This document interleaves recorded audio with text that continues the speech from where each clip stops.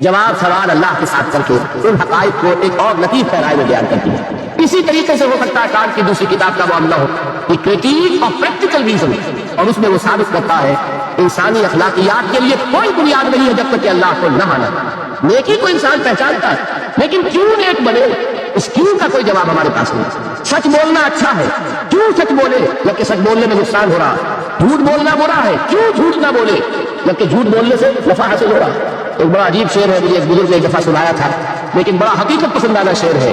اے صداقت بر تو لعنت از تو رنجے یافتم، اور اے صداقت کے مقابلے میں تو اور لفظ تھا، اے خیانت بر تو رحمت از تو گنجے یافتم، اے خیانت تیرے اوپر خدا کی رحمتیں ہو، تیری وجہ سے مجھے سزا نہ ملا، اور اے صداقت تجھ پر لعنت ہو، تیری وجہ سے دوست بھی ناراض ہو گئے۔ سچ بولیے دوست راضی رہے، کوئی شخص سچ سن کر راضی نہیں رہتا، لوگوں کو راضی، دوستوں کو راضی رکھنے کے لیے جھوٹ بولنا پڑتا ہے۔ تو اے صداقت یا اے دیانت کہہ لیجیے، اے دیانت بر تو لعنت از تو رنجے یافتم، رنج ملا مجھے، اور تو کچھ نہیں ملا، لوگ ناراض ہو گئے، غصہ ہو گئے، اور اے خیانت بر تو رحمت از تو گنجے یافتم، گنج ملا سزا نہ ملا۔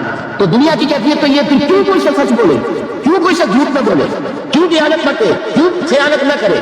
اس کے لیے لاکھ کوششیں کر لے، پولیس کھڑی کر دے، چوکیاں بنا دے، جس کا داؤ چل جائے گا وہ خیانت کرے کرے۔ اس کو روکنے والی ایک شے ہے اللہ پر ایمان۔ یہ میں بات کس کی بیان کر رہا ہوں؟ کانٹ کی، کہ بغیر خدا کو مانے ہوئے اخلاق کے لیے کوئی تو یہ ہے وہ چیزیں میں آپ کو بتا رہا ہوں کہ علم انسان کا اس کے حواس سے جو حاصل ہوتا ہے علم، سائنٹیفک علم وہی ہے۔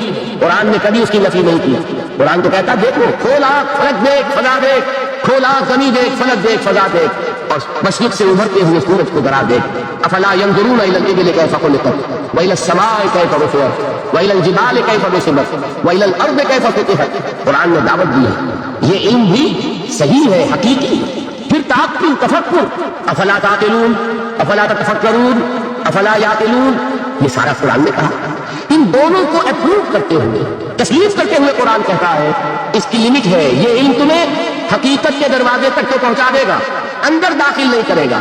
بڑے پیارے الفاظ اقبال کے، گزر جا عقل سے آگے کہ یہ نور چراغ راہ ہے منزل نہیں، اور کیا کبھی عقل گو آستہ سے دور نہیں، اس کی قسمت میں پر حضور نہیں، قریب لیکن حضور نہیں ہوگا۔ انسان کو حقیقت کے حضور میں حاضری اور علم الیقین کا حصول صرف وحی کے ذریعے سے ممکن ہے۔ اللہ نے اپنی رحمت کا اظہار فرمایا ہے، انسان کو محض عقل کے حوالے نہیں کیا، انسان کو محض حواس ظاہری کے حوالے نہیں کیا، بلکہ اس کی ان تمام صلاحیتوں کے مزید جلا کے لیے چنے ہوئے بندے، سیرت و کردار کی معراج پر فائز، جن کی صداقت اور دیانت کا لوہا ان کے دشمنوں نے تسلیم کیا، ان کو چن کر ان پر وحی نازل کی، ہدایت بھیجی، راستہ دکھایا، انہیں معمور کیا کہ چاہے گالیاں دی جائیں، چاہے پتھراؤ کیا جائے، چاہے تمہارے جسم کو لہولہان کیا جائے، تمہیں خلق خدا کو یہ حقیقت کا پیغام پہنچانا ہے، جو پیغام پہنچانا ہے اس پر عمل کر کے دکھانا ہے۔ اگر ایک نظام دیا گیا ہے تو نظام کو قائم کر کے چلا کے دکھانا۔ یہ جلیل القدر ہستیاں انسان تھے، نسل آدم میں سے تھے، اس میں کوئی شک نہیں، لیکن یہ جلیل القدر ہستیاں انہیں ہم کہتے ہیں یہ انبیاء ہیں، جن کو اللہ نے چنا، جن کو پسند فرمایا۔ اللہ یصطفی من الملائکۃ رسلا ومن الناس، اللہ چن دیتا ہے فرشتوں میں سے بھی اپنے پیغام رساں اور انسانوں میں سے بھی۔ فرشتوں میں سے کسے چنا؟ جبرائیل کو۔ انسانوں میں سے کسے چنا؟ محمد کو صلی اللہ علیہ وسلم۔ وہی اللہ سے لی جبرائیل نے، پہنچائی محمد کو صلی اللہ علیہ وسلم، وہی محمد نے لی جبرائیل سے صلی اللہ علیہ وسلم علیہ الصلوۃ والسلام، اور پہنچائی انسان۔ یہ دو لنکس ہیں اس نبوت رسالت کی، رسول ملک فرشتہ، رسول بشر نبی یا رسول۔ ان دونوں لنکس سے وحی منتقل ہوئی کس سے؟ اللہ سے۔ اللہ کی وحی ہے، جبرائیل کی وحی نہیں ہے۔ جبرائیل ذریعہ ہے، محمد ذریعہ ہے۔ محمد کا ذہن، ان کی عقل، ان کا فکر منبع وحی نہیں ہے، وہ ریسیپینٹ ہے، وصول کرنے والے ہیں۔ یہ اللہ کی ہدایت ہے، اللہ سے خلق تک پہنچی ہے۔ اولاً رسول ملک، ثانیاً رسول بشر۔ یہ ہے نبوت، یہ ہے رسالت۔ یہ نبوت اور رسالت اپنے زینت پر پہنچی، اپنے کلائمیکس کو پہنچی، اور اپنے زینت اور کلائمیکس اور نقطہ عروج کو پہنچ کر ختم ہو گئی، اور یہ نام ہے محمد رسول اللہ صلی اللہ علیہ وسلم، خاتم الانبیاء، رحمت للعالمین، خاتم النبیین، آخر المرسلین۔ ان کو جو ہدایت دی گئی وہ ہے القرآن، الہدیٰ، the guidance, the complete guidance, the final guidance. نو انسارا قیام آخری حامل رحمت للعالمین۔ ان تمام چیزوں کو جمع کریں گے تو اس کا نام ہے ایمان بالرسالت، یہ ہے ایمانیات۔ بات سمجھ میں آئی؟ اب کون سا باب ہے یہ گنتی آپ کیجیے گا کہ میں ٹھوکر نہ کھا جاؤں. 5واں باب غالباً. دیکھیے پہلا کیا تھا؟ ایمان کے لفظ ایمان. کچھ یاد ہے کہ نہیں؟ ایمان کی اصطلاح ایمان. نمبر 3 ایمان کا سبجیکٹ میٹر یا موضوع.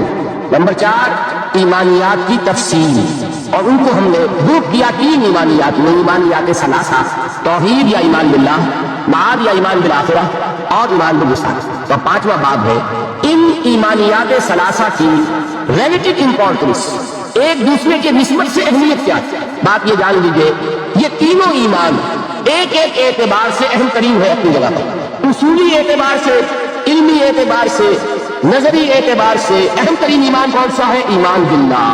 بلکہ یوں کہا جا سکتا ہے جیسے آپ کہتے ہیں کہ ہاتھی کے پاؤں میں سب کے پاؤں، ایمان باللہ میں سارے ایمان موجود ہیں. یہی وجہ ہے کہ ایمان مجمل یاد ہے. ایمان مجمل کے الفاظ کتنے حضرات کو یاد ہے؟ ہاتھ اٹھا. ایمان مجمل، ایمان مفصل. بڑی مایوس کن صورت ہے جہاں سے کہ ہماری تعلیم کا آغاز ہوا کرتا. میں اپنے آپ کو خوش قسمت سمجھتا ہوں کہ میری تعلیم کا آغاز مسجد سے. حفیظ نے اپنے شاہنامے میں شروع میں جو تمہید اپنی زندگی کی بیان کی ہے اس میں ایک شعر ہے، بڑا دردناک شعر ہے. اس نے بھی کہا میری تعلیم کا آغاز تو مسجد سے ہوا، لیکن پھر مجھے والدین نے جو بھی اس زمانے کا رواج اور چلن تھا اسکول میں داخل کر دیا. جب انگریزی پڑھو اور یہ سیکھو اور وہ سمجھو جس کی دنیا میں قدر و قیمت ہے. مجھے مسجد سے مکتب کی طرف تقدیر ایک سوچا، تنازع للبقاء کی آہنی زنجیر میں کھینچا. اسٹرگل فار ایگزسٹنس، ایک دوسرے سے آگے نکلنا. تنازع للبقاء، یہ تنازع للبقاء تھا اور ہے جس نے ہمارے نظام تعلیم کو بدل کر رکھ دیا. اب آپ بچے کو پڑھائیں گے کنڈر گارڈن سے، وہ ڈیڈی اور ماما اور پاپا کہنا سیکھے، وہ اللہ اور محمد کے نام نہیں سیکھتا. نتیجہ کیا نکلتا ہے؟ کلمات اس کو یاد نہیں ہوتے، ایمانیات اسے یاد نہیں ہوتے. لیکن یہ کہ پہلے ہماری تعلیم کہاں سے ہوتی تھی؟ نورانی قاعدہ پڑھو، پھر وہ تعلیم الاسلام، اس کی کفایت اللہ صاحب کے رسالے، وہاں سے میرا آغاز ہوا تھا تعلیم، اور وہاں سے وہ دولت مجھے ملی ہے کہ مجھے آج تک یاد ہے. ایمان مجمل کیا ہے؟ آمنت باللہ کما ہوا باسمائہ وصفاتہ وقبلت جمیع احکامہ اقرار باللسان وتصدیق بالقلب. ایمان مفصل کیا ہے؟ آمنت باللہ وملائکتہ وکتبہ ورسلہ والقدر خیرہ وشرہ من اللہ تعالی والیوم الآخر والقدر خیرہ وشرہ من اللہ تعالی والبعث بعد الموت. اب آپ نے سوچا ایمان مجمل ایمان مفصل رشتہ کیا ہے؟ مجمل ایمان نام ہے ایمان باللہ کا، اللہ کو مان لیا سب کو بس. تفصیل ایمان نام ہے اللہ کو ماننے کا، فرشتوں کو ماننے کا، اور یوم آخر کو ماننے کا، اور تقدیر کو ماننے کا، اور نبیوں کو ماننے کا، کتابوں کو ماننے کا. یہ ہے تفصیل. اور اجمال میں اس نے اللہ کو مان لیا، اس لیے کہ نبوت اور رسالت کیا ہے؟ اللہ ہی کی ایک صفت ہدایت ہے جس کی توسیع ہے. ہادی الہادی کون ہے؟ اللہ. اس کی ہدایت کی شکل کیا ہے؟ وہی نبوت رسالت. اللہ کون ہے؟ وہ ہے العدل، انصاف کرنے والا، اور اس کے انصاف کا ظہور ہوگا آخرت میں. ایمان بالآخرہ کیا ہے؟ اللہ کے صفت عدل کا ظہور ہے. نیکوکار کو اس کی نیکی کا جلا ملے، بدکار کو اس کی بدی کی سزا ملے. گندم گندم میں روئے، جو سے جو، جس نے گندم بوئی گندم کھائی، جس نے جو بویا جو کھائی، جس نے کانٹے بوئے کانٹے کاٹے. یہ عدل ہے. اللہ کی صفت عدل کا ظہور ہے آخرت. تو دونوں یہ ایمانیات در حقیقت اللہ کی صفات کی ایکسٹینشن ہے، اس کی توسیع ہے، اس کی کرونریز ہے. تو ایمان اصلاً کیا ہے؟ ایمان باللہ. یہی وجہ ہے قرآن مجید میں لکھا آیا ہے ان الذین قالوا ربنا اللہ ثم استقاموا تتنزل علیہم الملائکۃ الا تخافوا ولا تحزنوا وابشروا بالجنۃ التي کنتم توعدون. کسی اور ایمان کا ذکر نہیں ہے. جنہوں نے کہا ہمارا رب اللہ ہے پھر اس پر جم گئے، ان پر فرشتوں کا نزول ہوتا ہے اس پیغام کے ساتھ، نہ گھبراؤ، نہ رنج کرو، نہ غم، بلکہ خوشیاں مناؤ اس جنت کی جن کا تم سے وعدہ کیا گیا ہے. معلوم ہوا کہ اصل ایمان ایمان باللہ ہے. اسی میں ایک حدیث بھی آتی ہے، حضور سے ایک شخص نے کہا کہ حضور مجھے تو کل دین کی حقیقت ایک لفظ میں سمجھا دی ہے، میں بڑا عاجز ہوں، میرے اندر صلاحیت زیادہ لمبی باتوں کو سمجھنے کی نہیں ہے، ایک بات فرمائیے جو دین کی پوری حقیقت کو بیان کرے. آپ نے جواب دیا قل آمنت باللہ ثم استقم، کہو میں ایمان لایا اللہ پر پھر اس پر جم. ایمان باللہ اور اس پر استقامت، اس میں سب کچھ ہے.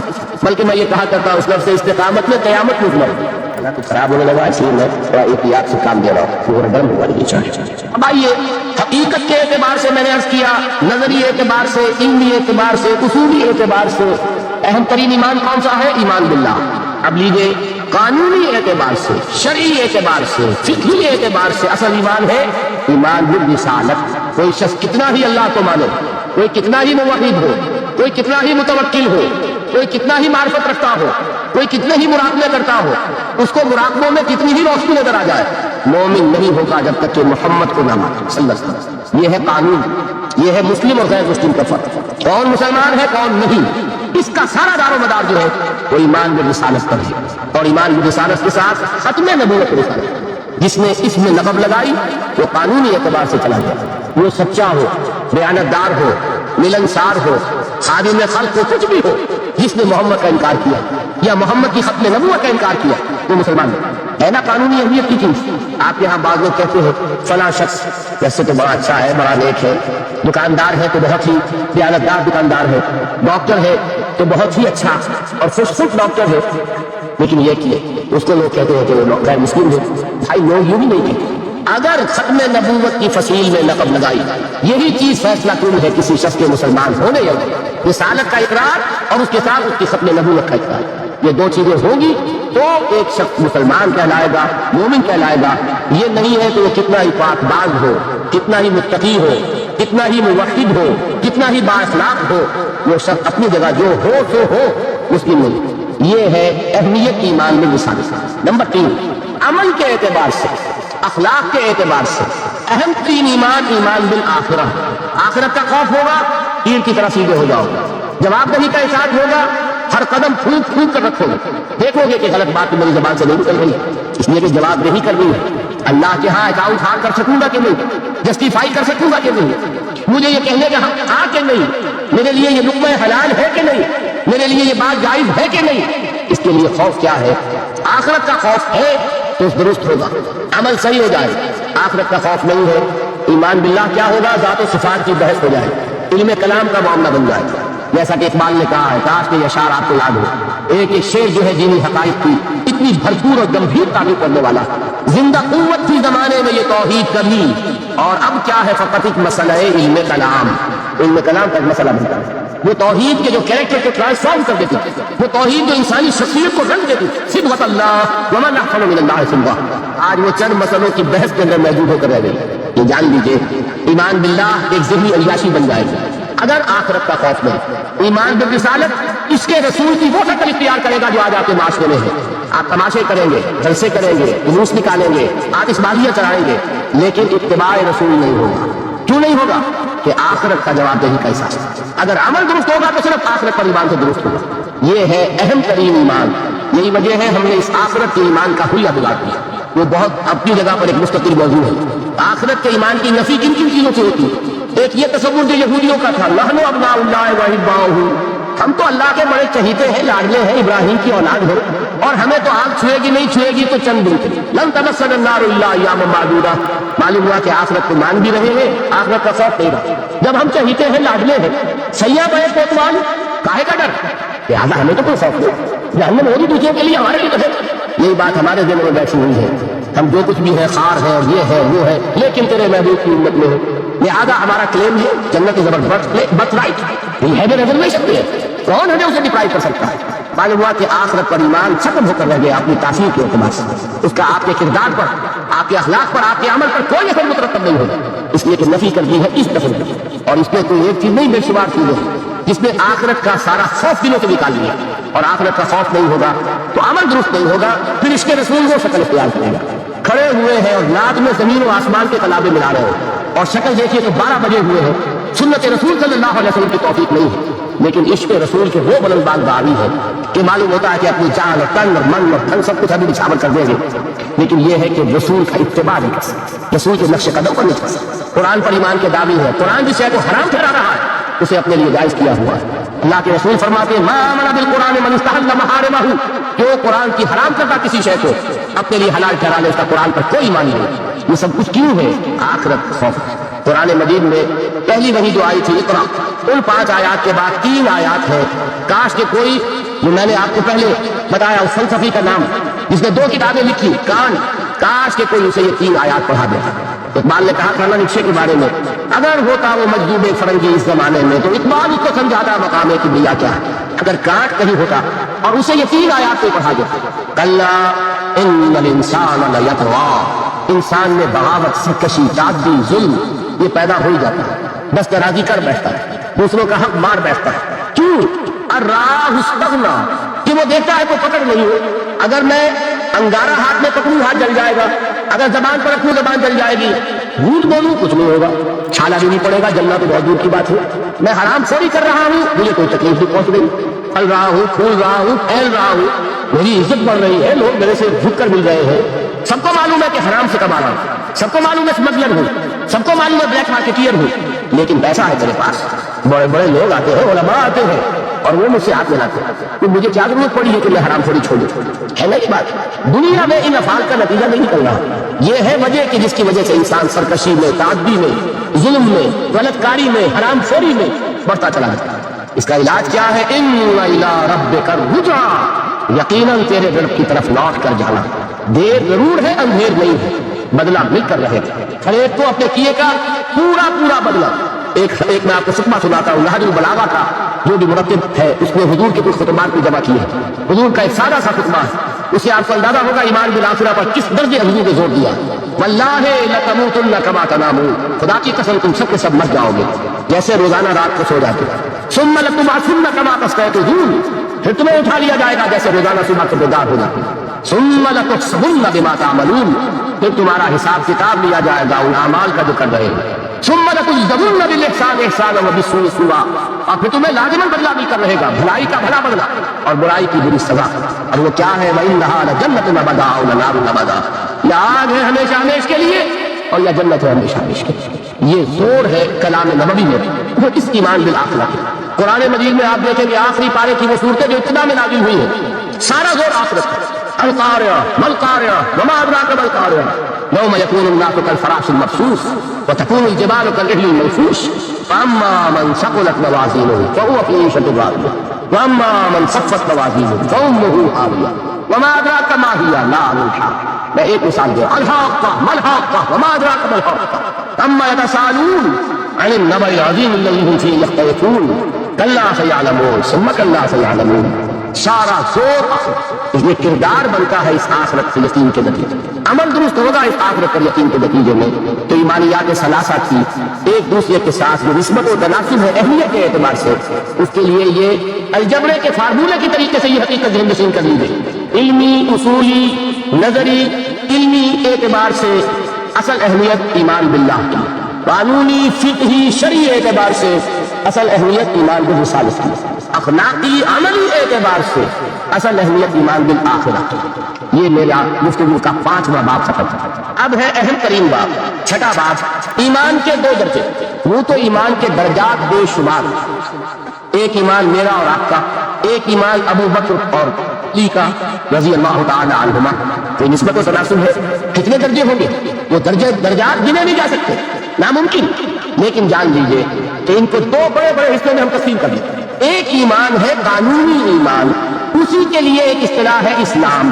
ایک ایمان ہے حقیقی ایمان, جس کے لیے ایک دوسرا لفظ ہے یقین.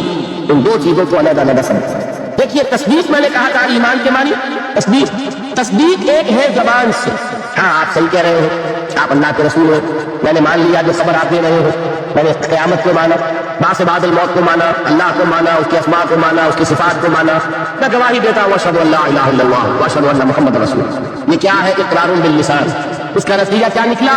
کوئی ہندو ہو, سکھ ہو, پارسی ہو, عیسائی ہو, بدھ مت کا ماننے والا ہو, پھر یہ چوہا ہو, چمار ہو, کچے باشد, آج یہ جملہ زبان سے نکالے تو دفعتاً کیا ہو گیا؟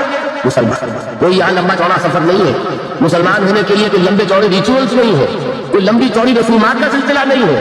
جو شخص یہ کہتے اور اقرار باللسان ہم اسے مسلمان مانیں, اللہ یہ نوٹ کر لیجیے, مغالطہ ہو جاتا ہے بعض لوگوں کو, اللہ یہ کہ بعد میں یہ معلوم ہو کہ وہ کوئی ایسی بات بھی مانتا ہے جو اسلام کی یا حضور کی دی ہوئی بنیادی تعلیمات کے خلاف. جب یہ معلوم ہوگا تو ہم کہیں نہیں بھائی وہ مسلمان نہیں ہوئے, اس کا نام تکفیر ہے, پھر اس کو کافر قرار دیا جائے. مثال دوں آپ کو, ایک شخص کہتا ہے اشہد ان لا الہ الا اللہ واشہد ان محمد رسول اللہ, ہو گیا مسلمان. بعد میں کہتا ہے میں نے آخرت کا اقرار کب کیا تھا؟ میں نے تو اللہ کو مانا, رسول کو مانا, یہ آخرت تو میں نے نہیں مانی. اب کیا کہیں گے آپ, اسے مسلمان مانیں گے کہ نہیں؟ یہ تکفیر ہے. جب تک ہمیں معلوم نہیں کہ وہ آخرت کا ممکن ہے, صرف کلمہ شہادت کی بنیاد پر اسے مسلمان مانا جائے. لیکن جب معلوم ہوا کہ وہ آخرت کا ممکن ہے, اب اس کی تکفیر ہو جائے گی تو نہیں, تو مسلمان نہیں ہوتا. بالکل اسی طرح جب تک ہمیں معلوم نہیں کہ کوئی شخص کلمہ شہادت پڑھ رہا ہے, وہ ختم نبوت کا ممکن ہے, اس وقت تک وہ مسلمان مانا جائے گا. لیکن جب یہ معلوم ہوتا ہے کہ وہ ختم نبوت کا ممکن ہے اس کی تفسیر کی جائے، اس لیے کہ محمد رسول اللہ نے جیسے خبر آخرت کی دی ویسے ہی خبر اپنی نبوت کی اختتام اور تکمیل کی دی۔ تو یہ جو ہے اسلام یا ایمان قانونی، اس کا تعلق ہے اقرار باللسان سے، اس کی بنا پر ہم دنیا میں کسی کو مسلمان مانتے ہیں، لیکن ایک ہے تصدیق دل سے، سمجھ رہے ہیں بات؟ یہ دل سے تصدیق ہوگی تو حقیقی ایمان ہوگا، اگر دل سے تصدیق نہیں ہے، زبان سے تصدیق ہے تو اسلام تو ہو جائے گا، ایمان نہیں ہوگا۔ بات سمجھ میں آئی؟ تو ایک ایمان کا قانونی درجہ ہے۔ اچھا دل کی تصدیق کی بات ایسی ہے، ہر شخص سمجھ سکتا ہے، اس کو ہم ویریفائی نہیں کر سکتے۔ آج تک بھی، آج کیا تاریخ ہے؟